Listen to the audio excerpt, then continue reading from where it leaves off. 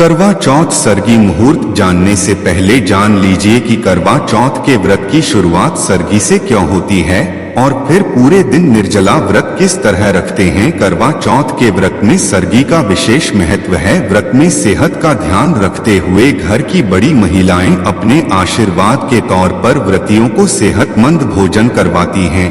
उसी को सरगी कहा जाता है। आइए जानते हैं सरगी की परंपरा कैसे शुरू हुई और अब की बार सरगी खाने का शुभ मुहूर्त कब है।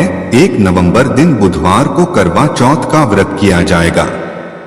इस व्रत में कई तरह की परंपराओं का पालन किया जाता है, जिसकी शुरुआत सरगी खाने से होती है। सरगी खाने की परंपरा में घर के बड़े बुजुर्गों का आशीर्वाद शामिल होता है। करवा चौथ का व्रत पति पत्नी के आपसी प्रेम और विश्वास का प्रतीक है। यह व्रत पति की लंबी उम्र के लिए निर्जला रखा जाता है। रात को चंद्रमा देखकर महिलाएं अपना व्रत तोड़ती हैं। यह व्रत बिना सरगी के अधूरा माना जाता है। जिस तरह रात में चंद्रमा का इंतजार रहता है, उसी तरह सरगी खाने के समय को जानने की भी चाहत रहती है। आइए जानते हैं करवा चौथ पर सरगी खाने की परंपरा कैसे शुरू हुई। करवा चौथ पर सरगी खाने का समय चतुर्थी तिथि का आरंभ 31 अक्टूबर को रात 9:31 से हो रहा है और चतुर्थी तिथि का समापन 1 नवंबर को रात 9:20 पर होगा। सरगी खाने का समय 1 नवंबर को सुबह 4:49 से शुरू होकर 5:41 तक रहेगा। यह समय सरगी खाने के लिए सर्वोत्तम रहेगा।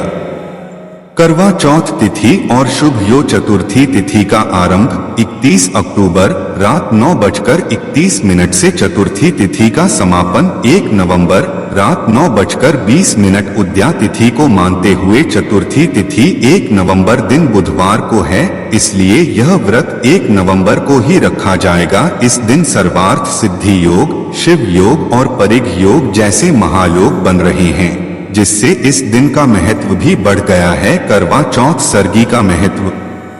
करवा चौथ के दिन सास अपनी बहुओं के लिए सरगी बनाती हैं और बहुएं इसे खाकर व्रत शुरू करती है।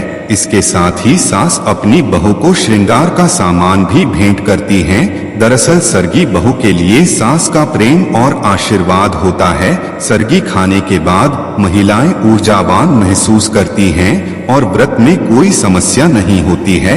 बहुओं के लिए सास द्वारा तैयार किया गया भोजन ही सरगी कहलाता है। करवा चौथ सरगी की पौराणिक कथा। सरगी को लेकर एक पौराणिक कथा है। बताया जाता है माता पार्वती ने करवा चौथ का व्रत किया था। देवी पार्वती की कोई सास नहीं थी, इसलिए मायके से माता मैना ने ही माता पार्वती को सरगी दी थी। इसलिए विवाह के पहले वर्ष में मायके से सरगी देने की भी परंपरा रही है।